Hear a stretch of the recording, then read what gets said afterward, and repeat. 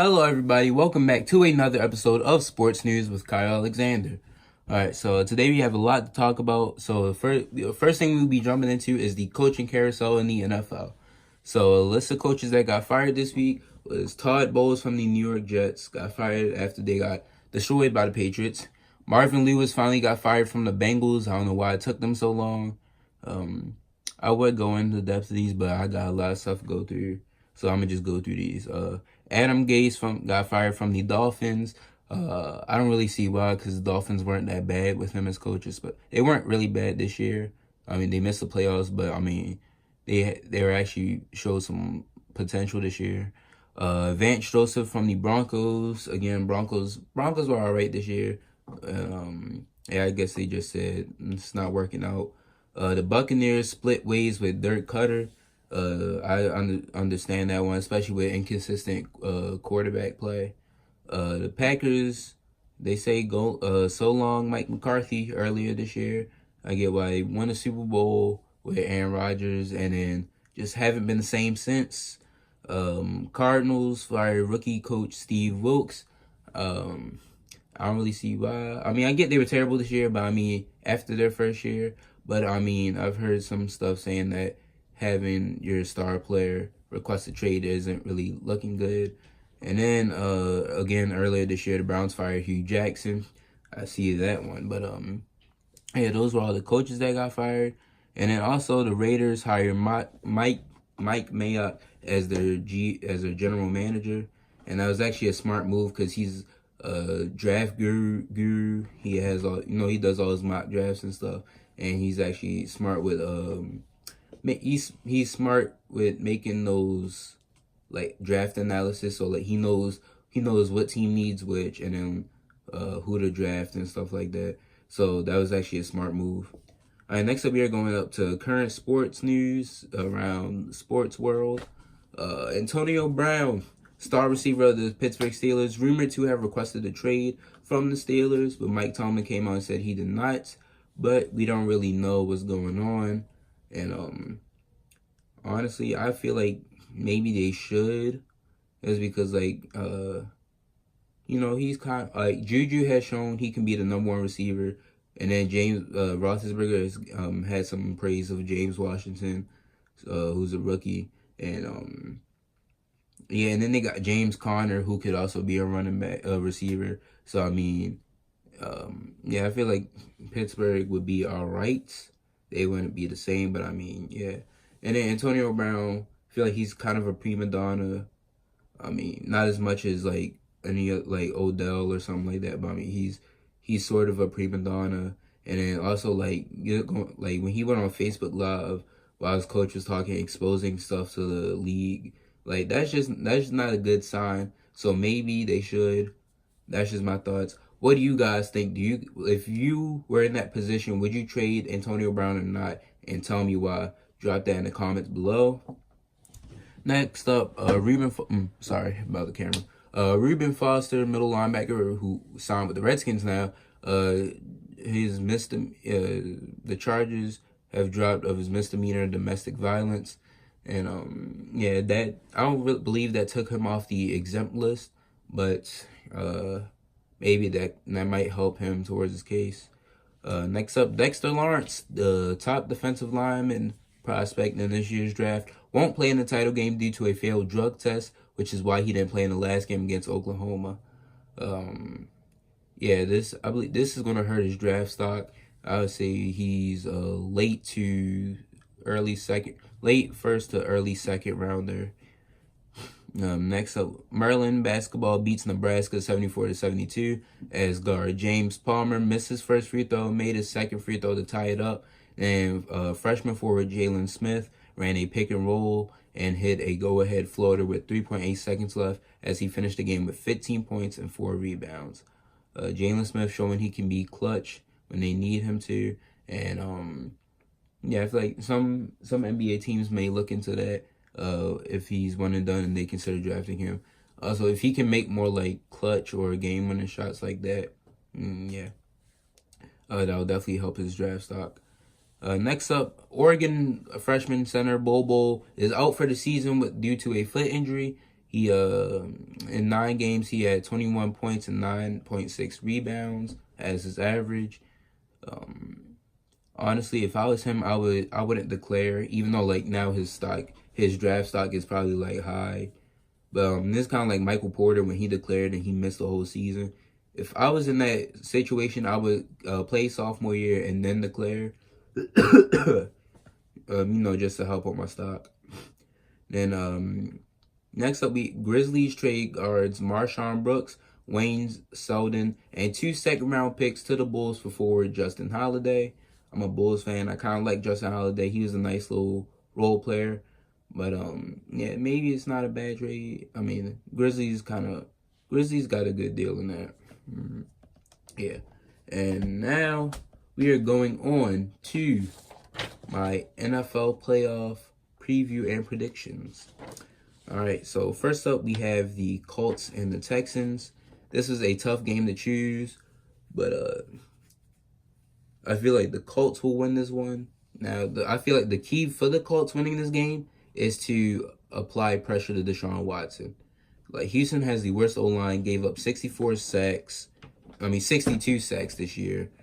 And the Colts were actually the best O-line statistically as sack-wise, only giving up 18 sacks, which was the league's best. And the Colts' defensive line isn't all that great, but I feel like if they could apply some pressure, make Deshaun Watson get rid of the ball, or get a couple sacks, then that will definitely help them win the game. Now, I mean, Texans, they still have a good team. They have the best receiver in football with DeAndre Hopkins, 0 catches. So, I mean, honestly, I see this game being a close one, but I have the Colts winning. The Colts are the most underrated and probably the most dangerous team in the playoffs. Next up, we have... I'm going to take a little sip. Next up, we have the Chargers playing the Ravens in Baltimore. I have the Ravens winning. I'm a Ravens and Eagles fan, but honestly, from an unbiased point, I honestly think the Ravens can win this because the only thing really is quarterback, because you have a rookie quarterback whose throwing is inconsistent, but he's shown improvement against a veteran quarterback who plays in moments like this. So, I don't know, but I feel like if Ravens play like they did the first time they met, or like if they can get some pressure on Phillip Rivers, stop the run with Melvin Gordon, try to force like turnovers or like force them to punt the ball, and then if we can execute on offense, if the Ravens can execute on offense and not settle for field goals, then the Ravens can win this. Next up, we have the Seahawks and the Cowboys. Again, this is another tough one. These teams are I see these teams kind of as even, but but I have the Seahawks beating the Cowboys. Now, for me, this one really came down to quarterbacks. So I felt like this is going to be a close game, but it's like which quarterback would you want in crunch time, Russell Wilson or Dak Prescott? I don't think Dak Prescott is. I don't really think he's built like yet for moments like this, like crunch time or playoff moments like this. I mean, maybe he could. I feel like that's something they could improve on. But I mean, yeah, I feel like Russell Wilson is just better at clutch time minutes like that, 2-minute drills. So yeah, that's just my take on it. But if the Cowboys can get some pressure, because again, Seattle's O-line is terrible, then they could win that game. But right now, I have the Seahawks winning. Next up, we have the Eagles and the Bears. Like I said earlier, I'm an Eagles fan, but I just don't. I'm a Ravens and Eagles fan, but I just don't see this happening. The Bears are winning. I got the Bears winning. They got a pretty good offense. Then they got one of the league's best defenses. When you got somebody like Khalil Mack, Jason Peters and Lane Johnson, they'll go toe-to-toe. But I just don't see it. And then plus their secondary is unstoppable. Or not unstoppable, but like their secondary has been like amazing this year. So like with Kyle Fuller tying. It was Kyle Fuller and 2 other people leading the league in interceptions. So I have the Bears winning. But this game, Eagles and Bears, this is a upset alert. I have this game on upset alert because I do believe, like deep down, as like unbiased, I believe the Eagles can upset the Bears. Nick Foles has been hot this so far, and honestly, Nick Foles, I think like with the Eagles, he's made for moments like this. But another thing is their like Eagles have been hit with injuries, especially in their secondary, and some like Chicago struggle with is like deep passes. But I feel like with the Eagles like lack of corners, the Bears could easily take advantage of that. So I have the Bears winning. Next up to the divisional round, I have the Colts playing the Chiefs at Arrowhead.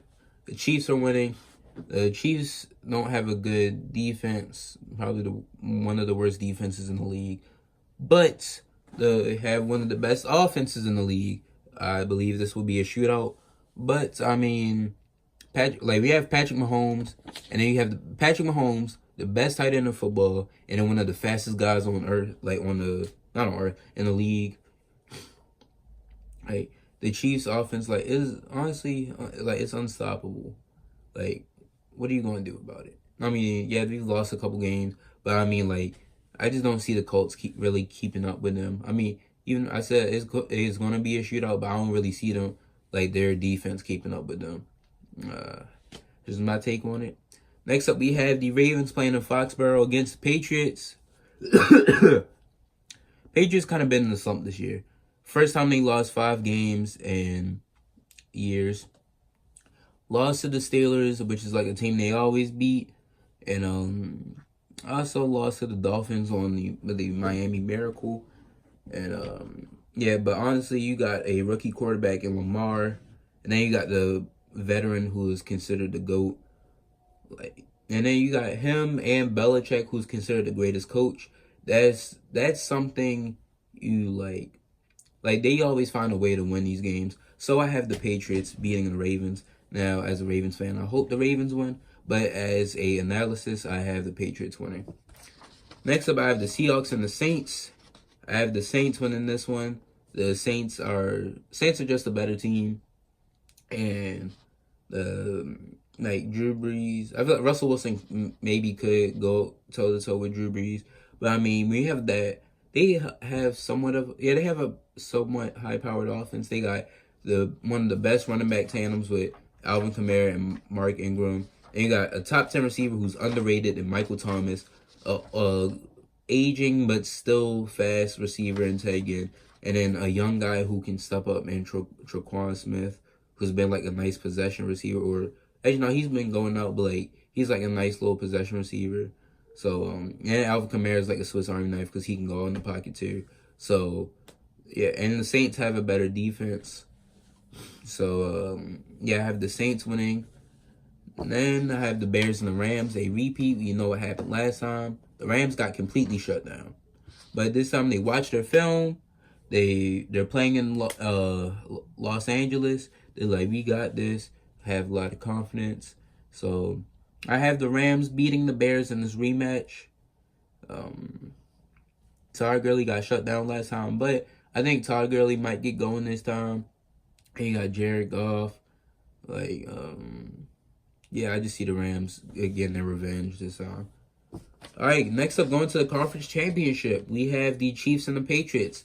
Patriots beat them last time by a field goal, so I believe this will be a shootout. But this time it's an Arrowhead, and you got Patrick Mahomes and then a great coach like Andy Reid versus Brady and a great coach like Belichick. Again, this will be another shootout. I feel this will come down to whoever makes a defensive stop or who has the ball last. But in this one, they're playing in Arrowhead. That's a tough stadium to play in. I have the Chiefs winning this one. Chiefs get their revenge, and they go to the Super Bowl. So Andy Reid earns another shot at winning a Super Bowl. Next up, in the NFC Championship, we have the Saints and the Rams. Again, a replay, like same condition kind of.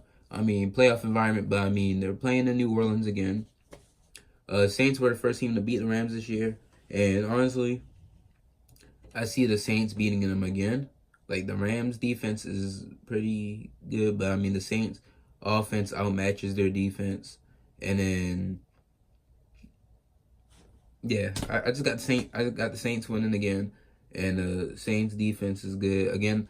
I think there's going to be another shootout, but it's going to come down to who has the ball last, and or yeah, I think it's going to come down to who has the ball last, and Drew. But even if it, even if the Rams have the ball, I feel like the Saints defense could come up and stop them. But I mean, at the same time, the Saints offense is just, I believe they outmatched the Rams defense, because the Rams defense, they look good on paper this year, but then like they haven't really been that good this year. All right, so now we have Super Bowl 53. We have the battle of the one seeds, kind of like last year. Got the Chiefs playing the Saints. So this one, I see a shootout again. I see a shootout Super Bowl. This is kind of a hard decision, but I feel like with this being a shootout, this will come to whoever makes the first defensive stop. Kind of like last year with the Patriots and the Eagles, and the Eagles got that strip sack and they scored the touchdown. This one comes down to whoever makes the first defensive stop, and I have the Saints making that defensive stop, so I have the Saints winning the Super Bowl. The Saints are winning it all this year. I called it right here. The Chiefs offense, Patrick Mahomes, 2 MVP candidates going at it, toe to toe. This is like Mike Thompson, not Mike Thompson, Mike Tyson versus Muhammad Ali. It's just going to be blow after blow. But then it's going to be to whoever can get that nice knockout blow, which is the first defensive stop. The Saints offense outmatches the Chiefs defense. Like the Chiefs have no defense, but they found a way into the Super Bowl, but they will fall just short, and Andy Reid will not get his next Super Bowl as Drew Brees rides off into the sunset like Peyton Manning and wins Super Bowl 53. This is my playoff bracket right here. And that is it for Sports News with Kyle Alexander. Now, watch out for a video tomorrow, because I will be dropping my first mock draft for this year, since they just released the order. Not the official order, but I mean the order for like non-playoff teams. But yeah, that is it for this episode, and I will talk to you guys next time. See you.